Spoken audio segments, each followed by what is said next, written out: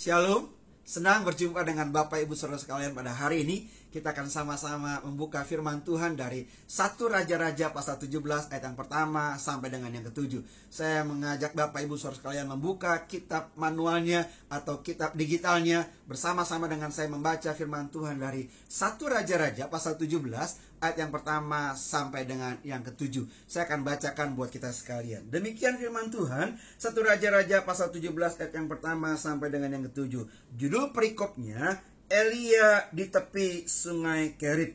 Lalu berkatalah Elia, orang Tisbe, dari Tisbe Gilead kepada Ahab, demi Tuhan yang hidup, Allah Israel yang kulayani, sesungguhnya tidak akan ada embun atau hujan pada tahun-tahun ini, kecuali kalau kukatakan.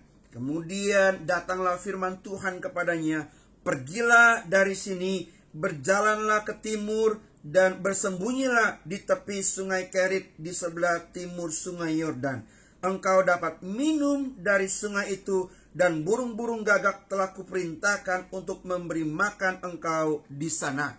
Lalu ia pergi dan ia melakukan seperti firman Tuhan. Ia pergi dan diam di tepi sungai Kerit di sebelah timur sungai Yordan. Pada waktu pagi dan petang, burung-burung gagak membawa roti dan daging kepadanya, dan ia minum dari sungai itu. Perhatikan ayat yang ketujuh berkata, tetapi sesudah beberapa waktu, sungai itu menjadi kering, sebab hujan tiada turun di negeri itu.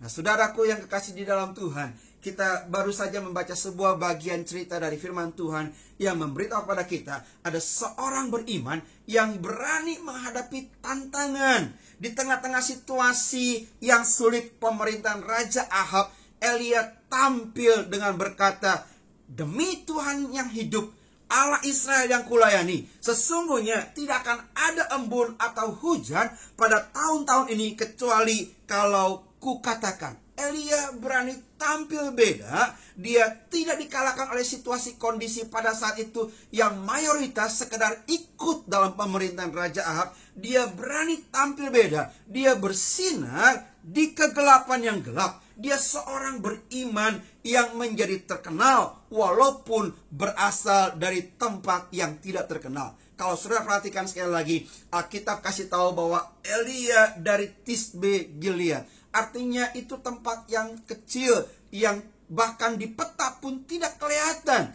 Artinya dia orang yang tidak terkenal, tapi dia tampil beda. Dia menjadi orang yang terkenal sejak dia berkata, demi Tuhan yang hidup, Allah Israel, dan seterusnya. Dia mulai menjadi buah bibir pembicaraan banyak orang. Tapi kita sama-sama lihat ketika dia mulai terkenal, Tuhan kasih sebuah perintah untuk Elia pergi disembunyikan ke sungai Kerit. Nah, saudaraku yang kekasih dalam Tuhan, kita akan belajar pelajaran di sungai Kerit. Kita sama-sama lihat bagaimana dari istana Raja Ahab yang megah, Tuhan sembunyikan Elia ke sungai Kerit. Dan kita sama-sama tahu cerita selanjutnya. Ketika Elia selesai di sungai Kerit, Elia tampil lebih cemerlang di tempat-tempat selanjutnya. Kita tidak pernah lupa ada cerita di Sarfat, di Sidon. Bagaimana Tuhan pakai Nabi Elia untuk memelihara sebuah keluarga janda di Sarfat ini. Janda di Sarfat ini punya tepung dan minyak yang cuma sedikit. Tapi melalui Nabi Elia, Tuhan pelihara mereka sampai musim kemarau berlalu. Tuhan pakai Nabi Elia begitu dahsyat di Gunung Karmel untuk bertarung dengan nabi-nabi Baal, dan nama Tuhan dipermuliakan dengan amat sangat. Kita melihat ada banyak mujizat, ada banyak karya-karya besar terjadi lewat hidup Nabi Elia. Bahkan sampai akhirnya kita sama-sama tahu dia naik ke surga dengan kereta kuda berapi dan tidak mengalami kematian. Nah, hari ini sekali lagi kita mau belajar pelajaran di sungai Kerit. Ada dua pelajaran yang harus kita ikuti supaya kita bisa dipakai Tuhan seperti Tuhan pakai Nabi Elia. Yang pertama, sungai Kerit adalah masa persiapan. pelajaran pertama yang harus kita ikuti, ingat baik-baik. Sungai Kerit adalah masa persiapan untuk kita belajar taat. Saya mau bacakan dari 1 Raja 17 ayat yang kelima sekali lagi. Firman Tuhan berkata, lalu ia pergi, Elia pergi, dan Elia melakukan seperti firman Tuhan. Ia pergi dan diam di tepi sungai Kerit di sebelah timur sungai Yordan. Elia diam di sungai Kerit. Ia belajar taat. Walaupun hari itu dia adalah seorang jubirnya Allah. Pelayanannya mulai terkenal, mulai jadi perbincangan banyak orang, mulai aktif. Tapi ternyata Tuhan suruh dia pergi ke sungai Kerit, satu tempat yang tersembunyi. Dan Elia taat. Jadi sekali lagi, sungai Kerit memberi pelajaran buat kita. Itu adalah satu masa persiapan untuk kita belajar taat pada perintah Tuhan. Saudara perhatikan baik-baik. Ketika Musa tampil di usianya 40 tahun, dia ingin membebaskan bangsa Israel dari perbudakan Mesir. Tapi dia gagal dan Tuhan izinkan dia masuk dalam masa persiapan di padang gurun. Saudara perhatikan baik-baik bagaimana ketika Yusuf bermimpi dengan impian-impian yang besar. Tapi Tuhan izinkan dia dijebloskan ke sumur, di penjara sebagai satu masa persiapan untuk tampil nantinya jadi penguasa yang kedua di Mesir. Sekali lagi, sungai Kerit berbicara mengenai masa persiapan. Kita belajar untuk taat pada jalan-jalan Tuhan. Tidak perlu menyombongkan diri. Sungai Kerit mengajar kepada kita untuk belajar, saya tidak ada apa-apanya. Saya am nothing. Saya hanya alat di tangan Tuhan. Elia diajar seperti itu. Mungkin Tuhan izinkan ada waktunya dipakai untuk tampil cemerlang. Tapi ada waktunya Tuhan sembunyikan Nabi Elia untuk menyadarkan bahwa kita ini hanya alat di tangan Tuhan. Kita tidak bisa berbuat apa-apa kalau Tuhan tidak berkarya lewat kita. Itu sebabnya ketika di sungai Kerit kita belajar untuk taat, dipersiapkan kembali untuk perbuatan atau karya-karya Allah yang lebih besar selanjutnya. Tuhan izinkan kita menikmati kesendirian. Tuhan izinkan kita menyadari bahwa kita tidak melakukan apa-apa dan hanya menikmati pemeliharaan Tuhan. Itulah yang terjadi dengan kehidupan Elia. Saudaraku yang kekasih di dalam Tuhan, hari-hari ini kita sepertinya sedang disembunyikan oleh Tuhan di sungai Kerit yang saya maksudkan tadi. Kita sepertinya tidak berbuat apa-apa. Pemerintah sedang bilang stay at home dalam masa-masa pencegahan penularan dari COVID-19 ini. Kita cuma stay at home seperti di sungai Kerit, tidak berbuat apa-apa. Dan kita belajar taat saja. Ikuti sebagai satu masa persiapan buat kita untuk melakukan perkara-perkara yang lebih besar pada waktunya nanti. Saya ingin baca satu ayat dari Mazmur 46 ayat yang ke-11 berkata demikian. Diamlah dan ketahuilah bahwa akulah Allah. Aku ditinggikan di antara bangsa-bangsa, ditinggikan di bumi. Dengan kata lain, dalam masa-masa seperti ini, Allah ingin menarik perhatian seluruh umat manusia. Diam, ketahuilah, Allah lah yang berdaulat. Allah lah yang layak ditinggikan. Allah lah yang pegang kendali ini semua. Begitulah yang Elia alami. Memang Tuhan izinkan dia tampil sekali di hadapan Raja Ahab. Tapi selanjutnya Tuhan sembunyikan Elia di sungai Kerit. Ada waktunya Tuhan izinkan kita berkarya, kita berprestasi. Tapi ada waktunya Tuhan izinkan kita disembunyikan. Dalam hal ini stay at home. Biarkan dunia menyadari hanya Tuhanlah yang sanggup mengatasi segala kesulitan yang ada. Di Sakaria 4 ayat 6 berkata, bukan dengan keperkasaan dan bukan dengan kekuatan, melainkan dengan rohku, firman Tuhan semesta alam. Biarlah hari-hari ini kita mengimani, kita mengalami apa yang diucapkan oleh kitab Sakaria 4 ayat 6 ini. Bukan kuat dan gagah kita, tetapi oleh rohku, kata firman Tuhan. Biarlah hari-hari ini kita menyadari ketika kita sedang ada di sungai Kerit, kita sedang dipersiapkan Tuhan, kita sedang disadarkan oleh Tuhan, kita nggak boleh sombong, dan kita sedang dipersiapkan untuk satu pekerjaan yang lebih besar lagi. Hari-hari ini ketika kita stay at home, saya menghimbau kepada Bapak, Ibu, Saudara sekalian, mari gunakan waktu-waktu dengan bijak sebagai satu persiapan buat kita. Apabila tiba waktunya, kita akan dipakai Tuhan dengan lebih dahsyat lagi. Kita siap ketika Tuhan siapkan satu proyek yang lebih besar. Ketika Tuhan percayakan kita untuk kita kerjakan sesuatu yang lain, maka kita sudah dipersiapkan. Karena kita ada di Sungai Kerit, karena kita pernah stay at home. Ada waktu yang cukup untuk membangun hubungan pribadi dengan Tuhan. Kita sedang mengenal Allah lebih dalam lagi. Kita sedang dipersiapkan untuk menjadi orang beriman yang lebih kuat, yang bisa tampil cemerlang pada waktunya di tengah-tengah kegelapan ini. Kita siap dipakai Tuhan dengan luar biasa. Pelajaran yang kedua dari Sungai Kerit yang ingin saya sampaikan terdapat dalam ayat yang ke-7. Saya mau baca buat kita sekalian sekali lagi. 1 Raja 17 ayat yang ke-7 berkata demikian. Tetapi sesudah beberapa waktu, sungai itu menjadi kering, sebab hujan tiada turun di negeri itu. Nah, pelajaran kedua yang saya dapatkan Sungai Kerit adalah masa untuk mengandalkan Tuhan. Ada waktunya Tuhan izinkan kita disembunyikan di Sungai Kerit. Artinya kita menikmati pemeliharaan yang begitu rupa. Tapi ternyata Sungai Kerit hanya bersifat sementara. Alkitab bilang Sungai Kerit menjadi kering. Marilah kita belajar untuk mengandalkan Tuhan. Saudaraku yang kekasih di dalam Tuhan, ada waktunya Tuhan izinkan kita berprestasi dalam bidang kita masing-masing. Ada waktunya kita diberi kesempatan mengumpulkan keuangan yang cukup. Tapi ada waktunya juga kita disadarkan bahwa ternyata ada masa-masa sulit yang harus kita lewati. Tabungan di bank mulai menipis. Usaha besar bisa jadi menyusut. Orang-orang yang berkarir bagus di sebuah perusahaan bisa jadi mengalami PHK. Orang-orang tertentu dengan profesi tertentu seperti para penyanyi bisa jadi mengalami operasi pita suara. Para pelari maraton bisa mengalami kelumpuhan. Doa-doa orang-orang mulai sepertinya tidak terjawab. Ada masalah kesulitan ekonomi, ada masalah rumah tangga. Orang-orang yang kita kasih mulai meninggalkan kita. Sepertinya sorga menjadi tembaga. Dan kita mulai merasa, Tuhan kok gak jawab ya? Nah, inilah yang saya maksudkan. Sungai Kerit menjadi kering.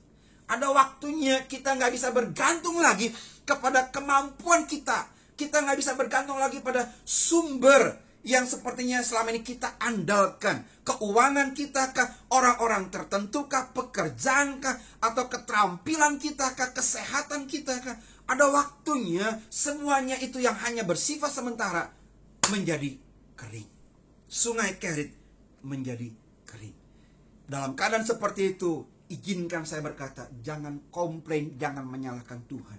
Jangan lupa perkataan Ayub demikian. Tuhan yang memberi, Tuhan yang mengambil, terpujilah Tuhan. Saya mau bilang, belajarlah menikmati hidup hari ini. Hari esok mempunyai kesusahannya sendiri. Kalau kita masih diizinkan Tuhan hidup, belajarlah tetap mengucap syukur. Belajarlah tetap bersuka cita. Belajarlah tetap semangat dan antusias menghadapi hari esok yang lebih baik. Kita diajar untuk tidak mengandalkan sumber daya yang ada dalam dunia ini yang hanya sifatnya sementara. Inilah waktunya kita belajar untuk mengandalkan Tuhan lebih daripada hari-hari kemarin. Biarlah kita mengalami apa yang pernah kita hafal dalam sebuah ayat firman Tuhan yang bagus. Dalam kitab Yeremia 17 ayatnya yang ke-7 dan ke-8. Saya mau bacakan buat kita sekali lagi. Yeremia 17 ayat yang ke-7 dan ke-8 berkata demikian. Diberkatilah orang yang mengandalkan Tuhan.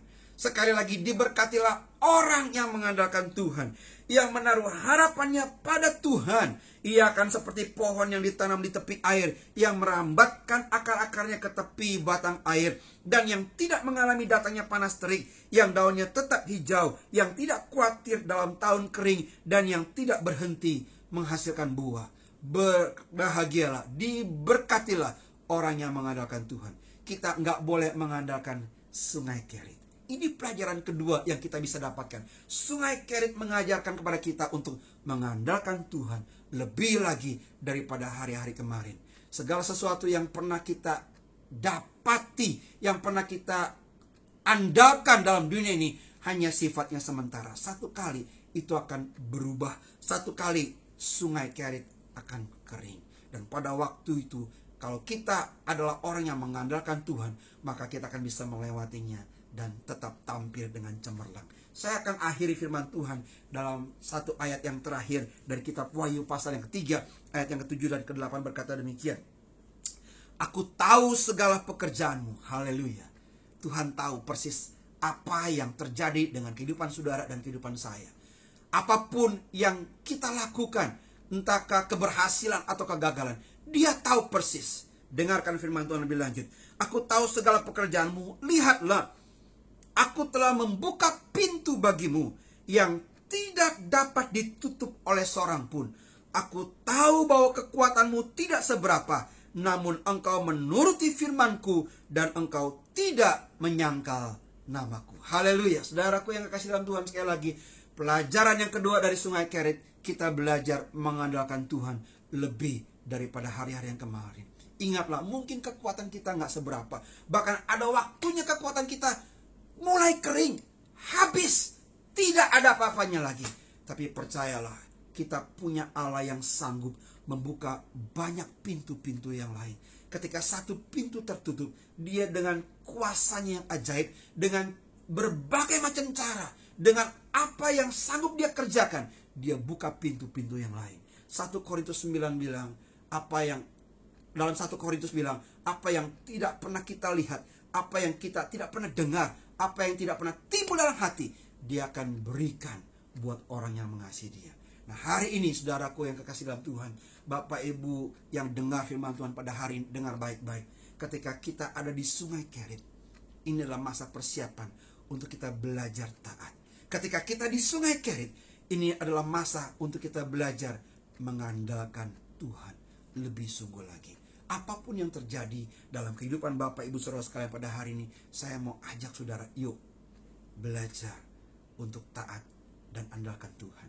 Percayalah, akan tiba waktunya Dia akan pakai Bapak Ibu saudara sekalian untuk tampil cemerlang, menjadi berkat besar buat banyak orang lain. Mungkin hari-hari ini kehidupanmu datar-datar saja. Mungkin hari-hari ini engkau juga sedang galau, mengalami masa-masa yang sulit seperti kebanyakan orang. Tapi kalau engkau belajar taat pada firman Tuhan, kalau engkau belajar tetap mengandalkan Tuhan, jangan mundur, jangan sampai murtad, jangan sampai berpaling kepada yang lain. Kalau engkau setia dan taat pada firman Tuhan, kalau engkau tetap mengandalkan Tuhan, melakukan apa yang Tuhan katakan, tetap membangun hubungan yang intim, percayalah, akan ada waktunya Tuhan buka pintu-pintu berkat. Percayalah, akan ada waktunya Tuhan percayakan perkara-perkara yang lebih besar dari yang pernah kau kerjakan selama ini. Perkara-perkara yang wow banget, yang mungkin kau gak pernah sangka. Ingat sekali lagi, Sungai Kerit adalah masa persiapan untuk kita belajar taat. Sungai Kerit adalah masa untuk kita mengandalkan Tuhan lebih lagi. Hari ini saya ingin mengajak saudara menyanyikan sebuah lagu, semacam doa kita di hadapan Tuhan. Biar Tuhan jadikan hidup saya indah. Ajar saya taat dan setia sampai akhir, supaya apabila waktunya tiba, saya dipakai Tuhan dengan luar biasa. Yuk kita nyanyikan pujian ini bersama-sama dalam sikap doa kepada Tuhan. Jadikan aku indah yang kau pandang mulia, seturut karyamu di dalam hidupku. Ajarku berharap hanya kepadamu, taat dan setia kepadamu Tuhan. Jadikan aku indah yang kau pandang mulia, seturut karyamu di dalam hidupku. Ajarku berharap hanya kepadamu, taat dan setia kepadamu Tuhan. Saya mengajak Bapak Ibu Saudara sekalian, mari kita berdoa bersama-sama, kita datang kepada hadirat-Nya yang kudus. Dalam waktu yang singkat ini, ketika engkau sedang dalam masa-masa di Sungai Kerit, izinkanlah Tuhan mempersiapkan saudara lebih lagi untuk dipercayakan proyek-proyek yang lebih besar. Mari belajar taat untuk menjadi orang-orang yang melakukan setiap firman Tuhan. Yang kedua, belajarlah untuk mengandalkan Tuhan. Ketika kita sedang ada di Sungai Kerit, belajar mengandalkan Tuhan lebih daripada hari-hari kemarin. Apa-apa yang pernah kita punya, apa-apa yang selama ini menjadi sumber tunjangan buat kehidupan kita, ternyata itu hanya sifatnya sementara. Hari ini belajar andalkan Tuhan. Taruh harapanmu sepenuhnya kepada Tuhan. Dan percayalah, Dia Allah yang sanggup membuka pintu-pintu berkat buat kita. Dia Allah yang sanggup membuat terobosan dalam kehidupanmu. Percayalah, masih ada mujizat. Percayalah, masih ada perkara-perkara besar yang akan Tuhan percayakan untuk kita kerjakan bersama-sama di hari-hari mendatang. Hari ini sekali lagi, mari berdoa. Arahkan imanmu kepada Tuhan. Dan percayalah, Allah mau pakai saudara tepat pada waktunya. Allah akan pakai saudara menjadi terang yang benderang di tengah-tengah kegelapan dunia pada saat ini. Dia akan membuat kita tampil beda. Dia akan membuat perbedaan yang besar antara orang yang percaya dengan orang yang tidak percaya. Kiranya Tuhan akan tolong kita sekaliannya. Mari naikkan pujian ini sekali lagi. Setelah itu saya berdoa buat kita sekaliannya. Jadikan aku indah yang kau pandang mulia, seturut karyamu di dalam hidupku.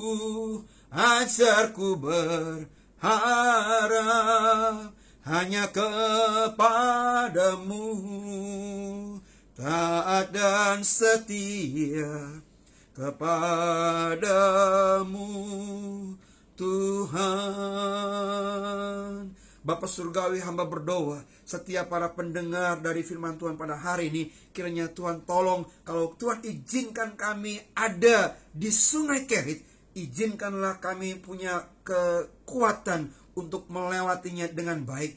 Ajarlah kami untuk tinggal dalam masa-masa persiapan ini dan belajar taat pada setiap firman Tuhan. Ajarlah kami untuk mengandalkan Tuhan, dan kami percaya apabila tiba waktunya, maka Tuhan akan memberikan mujizat besar. Tuhan akan buka pintu-pintu berkat, pintu-pintu proyek-proyek yang lain, pintu-pintu pelayanan untuk kami kerjakan. Terima kasih banyak Tuhan. Kami percaya Engkau Allah yang pegang kendali. Ini waktunya kami berdiam dan mengetahui, mengenal Allah dengan lebih baik lagi. Bahwa Engkau Allah yang berdaulat, yang pegang kendali di saat-saat sulit seperti ini. Terpujilah nama Tuhan. Tuhan tolong setiap kami sekaliannya untuk tetap tinggal di Sungai Kerit, belajar taat, dan apabila tiba waktunya, kami akan terus mengandalkan Tuhan, setia sampai pada akhirnya. Demi nama Yesus, kami berdoa dan mengucap syukur. Haleluya. Amin. Tuhan memberkati. Sampai jumpa di lain kesempatan.